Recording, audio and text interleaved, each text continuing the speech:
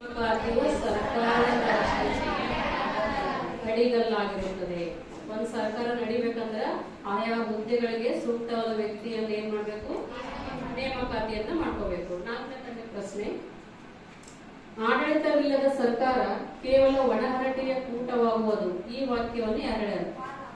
Wall Apple B ಸರಿಯಾದ ಉತ್ತರ. ಪ್ರಶ್ನೆ, 315ನೇ ವಿಧಿ ಏನನ್ನು ಹೇಳ್ತದ? ಸಂವಿಧಾನದ 315ನೇ ವಿಧಿ ಯಾವುದನ್ನ ಕುರಿತು ತಿಳಿಸ್ತದ?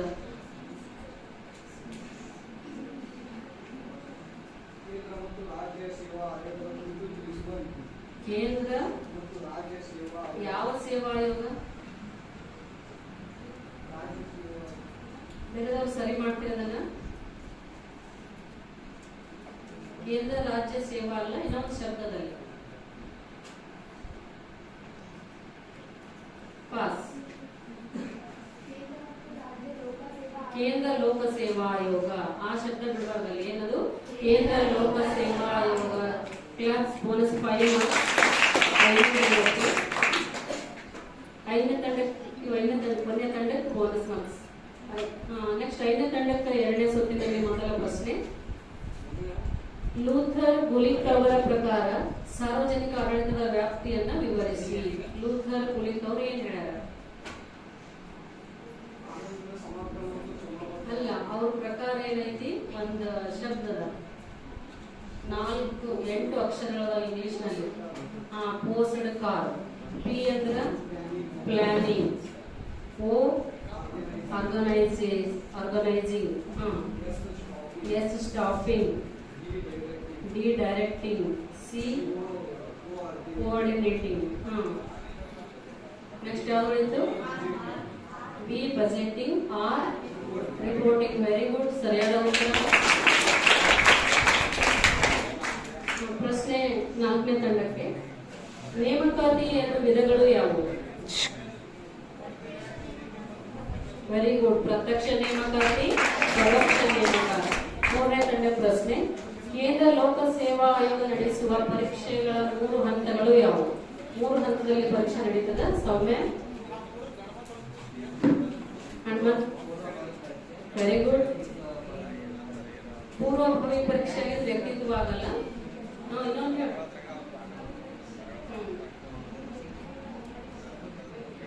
Very good. ಫಸ್ಟ್ ಯಾವುದು? ಪೂರ್ವಭಾವಿ ಪರೀಕ್ಷೆ, ಮುಖ್ಯ ಪರೀಕ್ಷೆ, ವ್ಯಕ್ತಿತ್ವ ಪರೀಕ್ಷೆ. ಸರಿಯಾದ ಉತ್ತರ. 2ನೇ ತಂಡ ಪ್ರಶ್ನೆ, ಕೇಂದ್ರ ಲೋಕ ಸೇವಾ ಆಯೋಗದ ರಚನೆಯನ್ನು ತಿಳಿಸಿ. ಲೋಕ ಸೇವಾ ಆಯೋಗದ ರಚನೆ ಹೇಗಿರ್ತದ? ಎಷ್ಟು ಜನ ಸದಸ್ಯರಿರ್ತಾರ? ಅದ್ರ ಬಗ್ಗೆ ಹೇಳಿ. 8, 9 ಮಾತಾಡಬಾರ್ದು.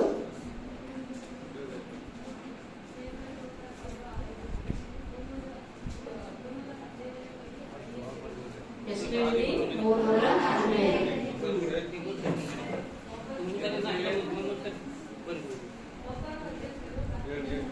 ಒಬ್ಬರು ಅಧ್ಯಕ್ಷರು, 10 ಜನ ಸದಸ್ಯರು.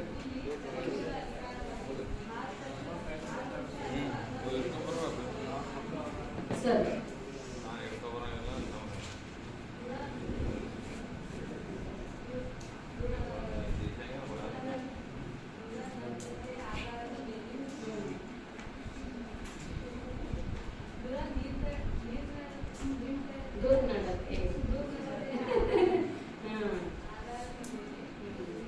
ಅವರನ್ನ ವಜಾ ಮಾಡಬಹುದು.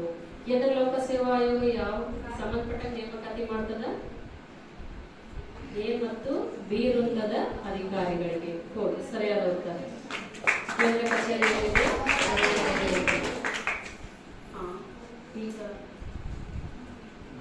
ಒಂದು ಪ್ರಶ್ನೆ ಮತ್ತದು ಅಲ್ಲ, ನಿಮಗೆ ಕೇಳ್ಬೇಕಾ? 3ನೇ ರೌಂಡ್ ಕೇಳ್ಬೇಕು. ಕೇಂದ್ರ ಲೋಕ ಸೇವಾ ಆಯೋಗದ ಕೇಂದ್ರ ಕಚೇರಿ, ರಾಜ್ಯ ಲೋಕ ಸೇವಾ ಆಯೋಗದ ಕೇಂದ್ರ ಕಚೇರಿ ಎಲ್ಲಿದೆ?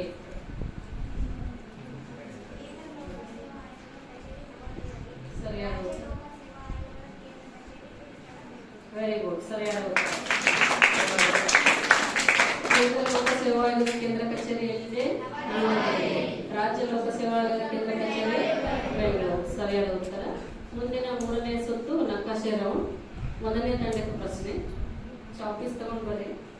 ನಾ ಸ್ಥಳ ಹೇಳ್ತೇನೆ, ನಿಮ್ದ್ರೊಳಗದು ಯಾರಿಗೆ ಗೊತ್ತದ ಅವ್ರು ಬರ್ರಿ. ಭಾರತದ ಪ್ರಮಾಣ ವೇಳೆಯನ್ನು ನಿರ್ಧರಿಸುವ ರೇಖಾಂಶ ಹೇಳ್ಬೇಕು. ಫಸ್ಟ್ ಅದು ಯಾವ ರೇಖಾಂಶ ಅಂತ 82 ಪೂರ್ವ ರೇಖಾಂಶ.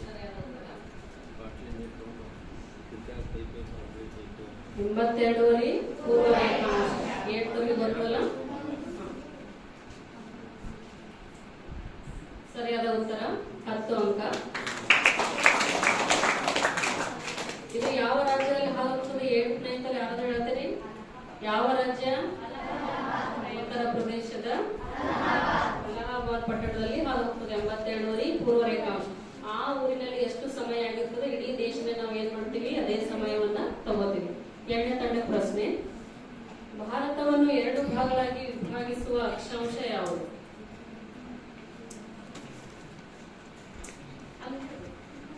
23 ಉತ್ತರ ಅಕ್ಷಾಂಶ. ಅದು ಯಾಕಂದ್ರೆ 23 ದಕ್ಷಿಣ ಅಕ್ಷಾಂಶನೂ ಐತಿ. ಸರಿಯಾದ ಉತ್ತರ